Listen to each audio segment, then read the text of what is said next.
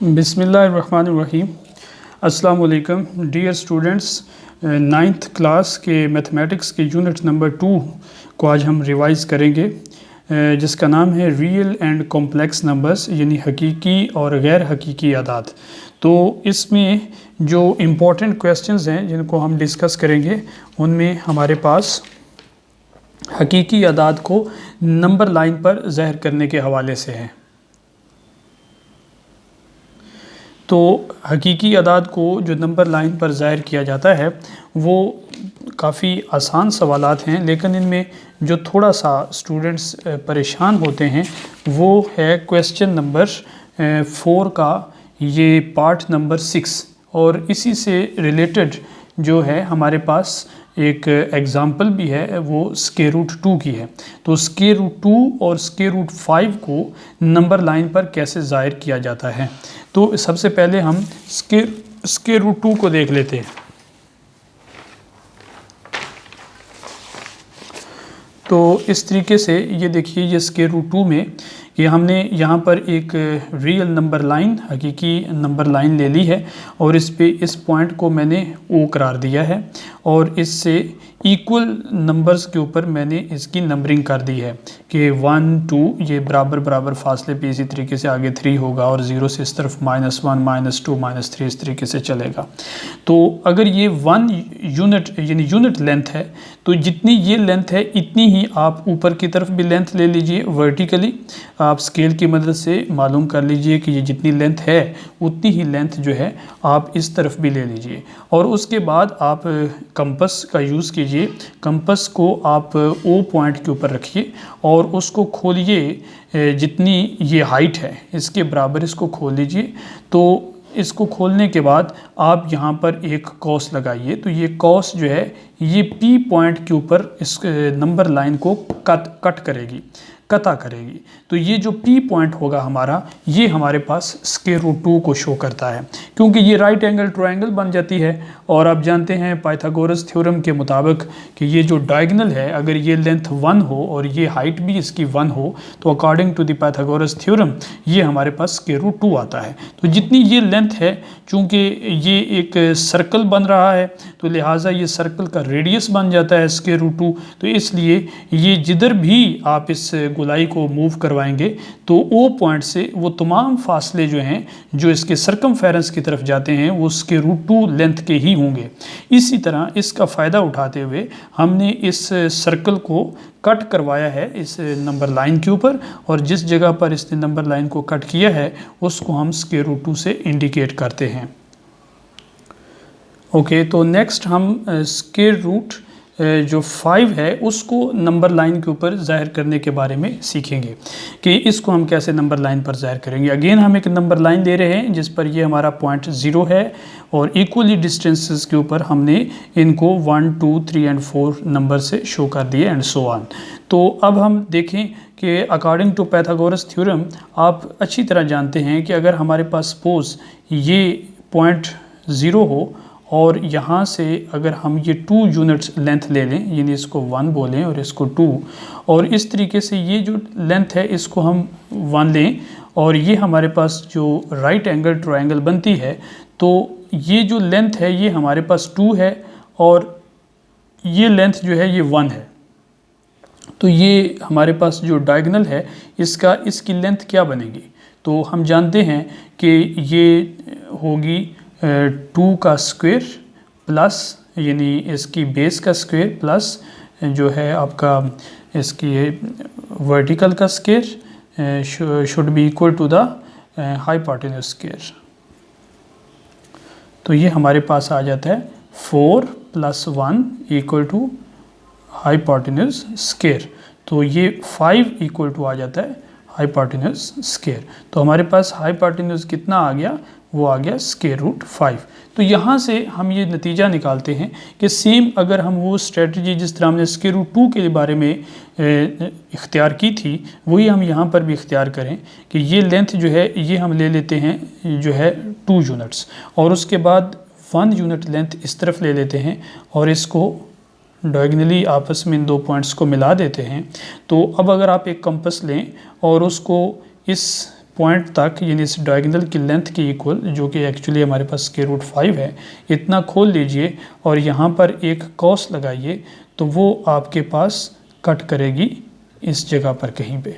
तो जिस जगह पर ये कट करेगी वो P पॉइंट जो है वो एक्चुअली आपके पास स्क्वायर रूट 5 को शो करेगा। तो ये मेथड है। सेम इसी तरीके से आप इसको ज़रा दूसरे स्टाइल से भी यूज़ कर सकते हैं। फॉर एग्ज़ाम्पल अगर आप देखिए, ये हमारे पास एक नंबर लाइन है और ये हमारे पास O पॉइंट, ये 1, ये 2, ये 3। अगर आप इधर 1 यूनिट लेंथ ले लें और इस तरफ आप 2 यूनिट लेंथ ले लें और इसको आप मिला लें, तो ये जो आपके पास राइट एंगल ट्रायंगल है, तो इसकी अगर आप इतना कंपास खोलेंगे तो तब भी ये उसी पॉइंट के ऊपर जाकर कट करेगी। यानी ये जो लेंथ है ये अगेन आपके पास स्क्वायर रूट 5 ही होगी और यहाँ आपके पास स्क्वायर रूट 5 जो है वो आ जाएगा। तो दो स्टाइल हैं कि आप इसकी बेस को 2 यूनिट्स ले लें और आप इसकी जो है वर्टिकल लेंथ जो है वो 1 यूनिट ले लें, या फिर आप इसकी वर्टिकली जो लेंथ है उसको 2 यूनिट्स ले लें और बेस को 1 यूनिट ले लें। दोनों सूरतों में रिजल्ट्स स्क्वायर रूट 5 ही आता है जी। तो आपने इसी तरीके से ये जो एक्सरसाइज नंबर 2.1 है, इसका ये 4th क्वेश्चन है और इस क्वेश्चन का ये पार्ट नंबर 5, 2 सही 3/4, 2 होल 3/4 एंड -2 होल एंड 5/8। तो ये दोनों, ये 4th part and 5th part, ये एज ए असाइनमेंट आप इनको सॉल्व कीजिए और इसको सॉल्व करने के बाद आप इसका सलूशन जो है वो मुझे व्हाट्सएप ग्रुप जो है हमारा फिज़िक्स मैथ चैनल का, उसके ऊपर भेज दीजिए, या फिर आप हमारे यूट्यूब चैनल के इस वीडियो के कमेंट्स में भी आप इसका सलूशन हमें कॉपी कर भेज सकते हैं। तो नेक्स्ट इसमें ये जो क्वेश्चंस हैं इनको देख लीजिए कि ये यहाँ पर ये जिस तरह 0.5 बार एंड 0.13 बार, 0.67 बार, ये बार जो है ये यकीनन आपको पता ही है कि ये रेपिटेशन को शो कर रहा है। तो इस तरह के क्वेश्चंस जो हैं इनको भी अच्छे तरीके से आपने रिवाइज़ करना है। तो देखिए इस तरीके से ये सॉल्व होगा कि सपोज़ अगर आप x = 0.23 बार, तो इसको आप 0.2323 अप टू सो ऑन इस तरह लिख सकते हैं।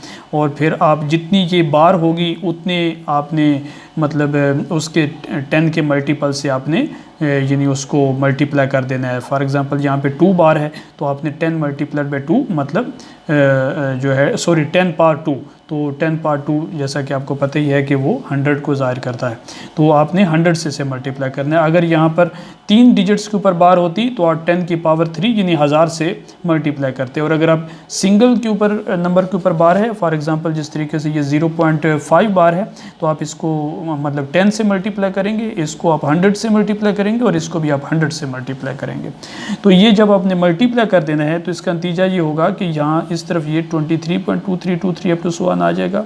और नेक्स्ट आपने क्या करना है कि पार्ट 2 में से पार्ट 1 को जो है वो माइनस कर देना है। तो जब ये हमारे पास सेकंड इक्वेशन आ जाएगी और ये हमारे पास, इसको हम फर्स्ट इक्वेशन बोलेंगे, तो आपने सेकंड इक्वेशन में से फर्स्ट इक्वेशन को सब्ट्रैक्ट करना है और इसके बाद 100x - x = 23.2323 up to so on और -0.2323 अप टू सो ऑन। तो यहाँ से ये 99x = 23 आ जाएगा, क्योंकि ये हमारे पास 0.23 अप टू सो ऑन ये इन्फिनिटी तक और ये 0.23, ये दोनों आपस में सब्ट्रैक्ट हो जाएंगे और हमारे पास सिर्फ 23 बचेगा। 99 इधर आकर डिवाइड हो जाएगा और ये हमारे पास जो है ये बटे की शक्ल में रिजल्ट जो है वो हमें हासिल हो जाएगा, यानी P/Q की शक्ल में हमें ये हासिल हो जाएगा। सिमिलरली आपने ये दोनों क्वेश्चंस जो है इनको सॉल्व करना है। तो एज ए असाइनमेंट जो है आपने इसका जो 6 क्वेश्चन का ये पार्ट नंबर 3 है 0.67 बार, तो इसको आपने सॉल्व करके मुझे भेजना है। नेक्स्ट हमारे पास एक्सरसाइज नंबर 2.3 के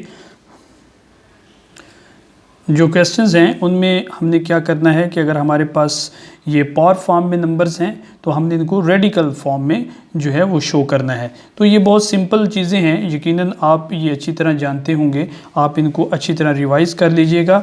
और ये जिस तरह रेडिकल फॉर्म है इसको हम जो है आम शक्ल में यानी पार्श की फॉर्म में हम इसको लिखेंगे। तो ये देखिए -125 का क्यूब रूट जो है इसको लिखने का ये तरीका है, -5 × -5 × -5 क्यूब रूट एंड देन -5 का क्यूब, और उसके बाद आप इसके क्यूब रूट को क्यूब से कैंसिल कर देंगे तो हमारे पास जो है वो -5 जो है वो आंसर बच जाएगा। Next exercise number 2.4।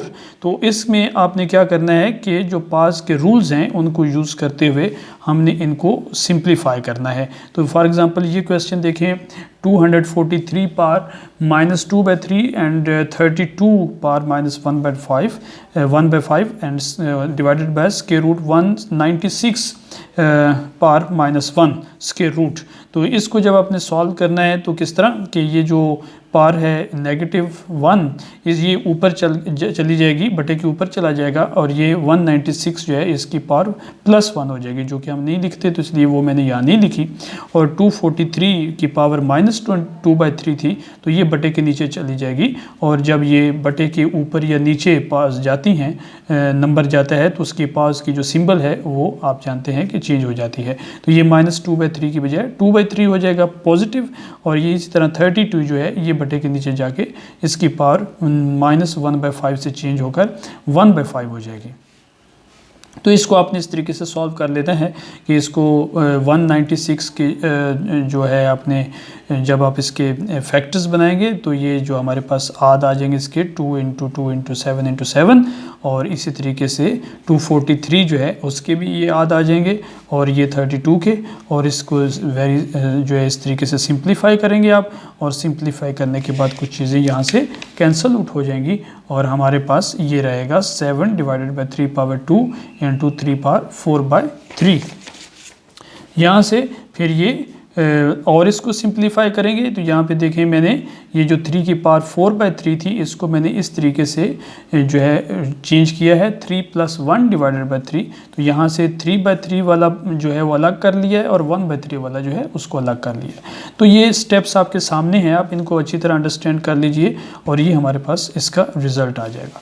तो आपने ये वाला जो क्वेश्चन है, ये जो थर्ड पार्ट है इसका, ये क्वेश्चन आपने सॉल्व करना है, और सॉल्व करके मुझे भेजना है मेरे कमेंट्स बॉक्स में, या फिर आप इसे व्हाट्सएप के ग्रुप में सेंड कर दीजिएगा। ओके, तो नेक्स्ट अगर हम एक्सरसाइज नंबर 2.5 की तरफ बढ़ेंगे तो एक्सरसाइज 2.5 में आयोटा का कंसेप्ट जो है वो इन्वॉल्व होता है, मींस के कॉम्प्लेक्स नंबर्स की तरफ हम बढ़ेंगे। तो रियल जो नंबर्स होते हैं, तो रियल नंबर्स की जो उससे बड़ा सेट जो है उसको हम कॉम्प्लेक्स नंबर सिस्टम या नंबर सेट बोलते हैं। तो इसमें क्या है कि हमारे पास एक कॉन्सेप्ट है आयोटा का।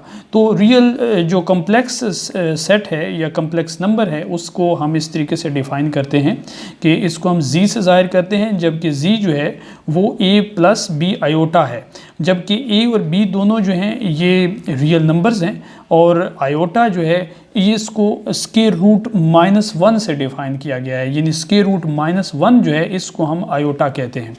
और इसमें जो आयोटा के साथ जो रियल नंबर है उसको हम इमेजिनरी पार्ट बोलेंगे, और जो हमारे पास आयोटा के बगैर वाला रियल नंबर होगा जिसको यहाँ ए से ज़ाहिर किया जा रहा है इसको हम रियल पार्ट बोलते हैं। So as is a real part of complex number and B is the imaginary part of the complex number. तो ये इस कॉम्प्लेक्स नंबर का कॉन्सेप्ट है, और इसकी बुनियाद पे ये एक्सरसाइज नंबर 2.5 के सिंपल से क्वेश्चंस हैं, लेकिन एग्जामिनेशन पॉइंट ऑफ व्यू से इंपॉर्टेंट है क्योंकि दो नंबर के इस तरह के छोटे छोटे सवाल जो हैं वो आते हैं। फॉर एग्जांपल यहाँ आप देखिए आयोटा 50, इसको अगर हम सॉल्व करना चाहें तो इसका क्या तरीका होगा कि आप इसको स्प्लिट कर दीजिए, आयोटा स्क्वायर × 25, और चूँकि हम आयोटा स्क्वायर को -1 से शो करते करते हैं, क्योंकि आयोटा की वैल्यू अगर स्क्वायर रूट -1 है तो उसका अगर हम दोनों तरफ स्क्वायर ले लेंगे तो आयोटा स्क्वायर हमारे पास -1 आ जाएगा, अगर आयोटा हमारे पास -1 का स्क्वायर रूट हो।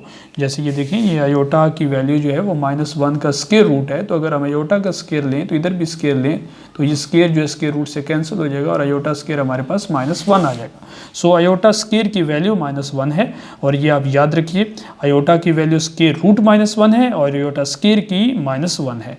तो ये वैल्यू अब जब यहाँ पुट करेंगे तो -1 पावर 25, तो 25 जो है ये एक ऑड नंबर है, ताक अदद है।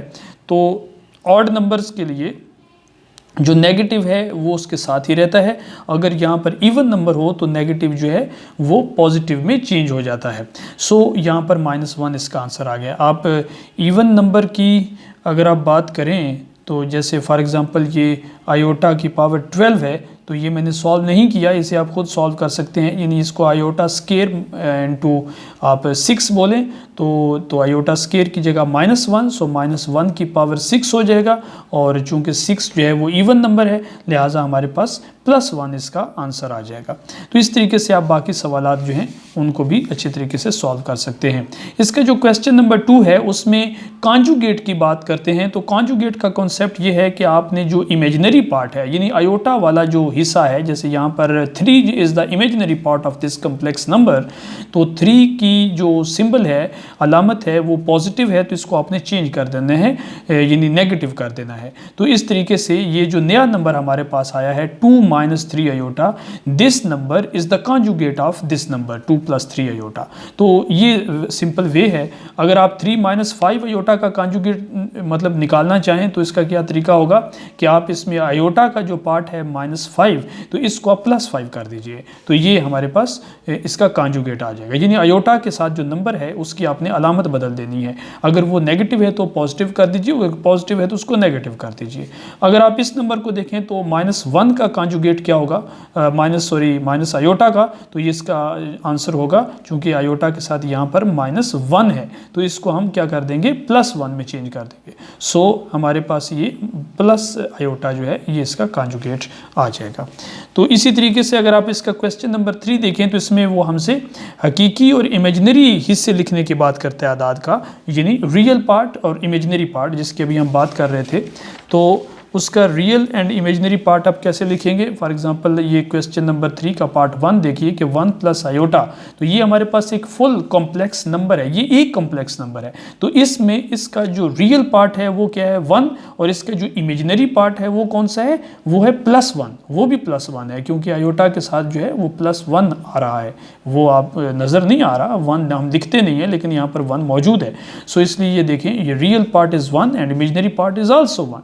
सो इसको आप देख लीजिए, ये जो सेकंड पार्ट है क्वेश्चन नंबर 3 का, -1 + 2 आयोटा, तो इसमें जो रियल पार्ट है वो इसका -1 है, जबकि इसका इमेजिनरी पार्ट जो है वो +2 है। तो इस तरीके से बाकी सवालात भी हैं। फॉर एग्जांपल आप यहाँ देख लीजिए, तो इसका ये जो क्वेश्चन नंबर 3 का 6th पार्ट है 2 + 0 आयोटा, तो यहाँ पर रियल पार्ट जो है वो 2 है, और जो इसका कॉम्प्लेक्स पार्ट है इमेजिनरी पार्ट है वो 0 है।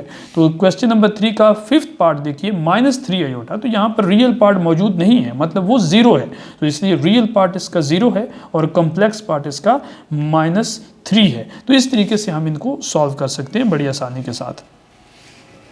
तो यहाँ पर आप देखें क्वेश्चन नंबर 4 जो है 2.5 का, वो क्या है, x और y की कीमत मालूम कीजिए, यानी x और y की वैल्यू फाइंड करनी है। अगर हमारे पास ये इक्वेशन दी हुई है x + आयोटा y + 1 = 4 - 3 आयोटा। सो यहाँ पर हमने क्या किया है कि x + आयोटा y + 1 = 4 - 3 आयोटा, तो आप इसको रीअरेंज कीजिए, और ये x + iota y is a complete complex number, लिहाजा ये +1 को दूसरी साइड पे ले गए, तो ये 4 - 3 आयोटा -1, तो 4 - 1 3 होता है, तो 3 - 3 आयोटा। तो ये भी इधर भी एक कॉम्प्लेक्स नंबर है और इधर भी एक कॉम्प्लेक्स नंबर है, ये दोनों नंबर्स आपस में इक्वल हैं। इसका मतलब ये है कि इसका रियल पार्ट इस नंबर के रियल पार्ट के इक्वल होगा, और इसका इमेजिनरी पार्ट इस नंबर के इमेजिनरी पार्ट के इक्वल होगा। So x must be equal to 3 and y must be equal to -3। तो इस तरीके तरीके से हम एक्स एंड वाई की वैल्यूज़ जो हैं वो फाइंड कर सकते हैं। तो इसके बाद हम नेक्स्ट चलेंगे एक्सरसाइज नंबर 2.6 एंड ऑनवर्ड की तरफ, उनको हम देखेंगे।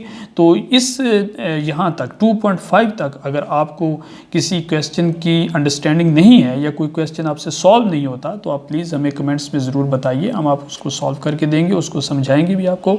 और प्लीज़ अगर आपने अभी तक हमारा चैनल सब्सक्राइब नहीं किया तो उसको सब्सक्राइब कर लीजिए, लाइक का बटन दबा दीजिए ताकि आने वाली वीडियोस आप तक सबसे पहले पहुंच सकें।